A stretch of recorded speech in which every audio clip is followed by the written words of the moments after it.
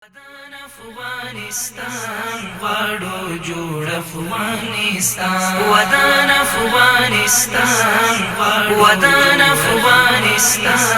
غواړو جوړ افغانستان د پوهنې له ډګره لنډ او دقیق خبرونه ورځ چهارشنبه د 1445 قمري کال د شعبان میاشتې 10. د پوهنې وزارت د ساینس مرکز ریاست پلاوي د لغمان ولایت د یو شمېر ښوونځیو ښوونکو ته د ساینسي موضوعاتو په اړه روزنیز ورکشاپ ترسره کړ. د ننګرهار ولایت مرکز اړوند د استقلال ښوونځي لپاره د اوبو رسونې سیستم چارې د یو همکار بنسټ په مالي مرسته د 28,000 امریکایي ډالرو په ارزښت پیل شوې.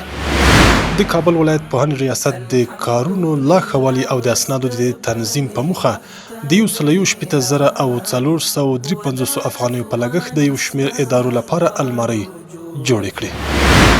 د جوزجان ولایت د یو شمېر سیمه ییزو ټولګیو له 4,833 تنه زده کوونکو سره د یو خیریه بنسټ له لوري د ژمنیو توکو مرسته وشوه. او د کابل ولایت پوهنې ریاست د یو شمېر ادارو استهلاک شوي څوکۍ او میزونه بیا ځلې جوړ او ګټې اخیستنې ته وسپارل. نسلونه مو سنبال شپو دیني عصري تعلیم کړئ پوهانه پرې تقسیم کړئ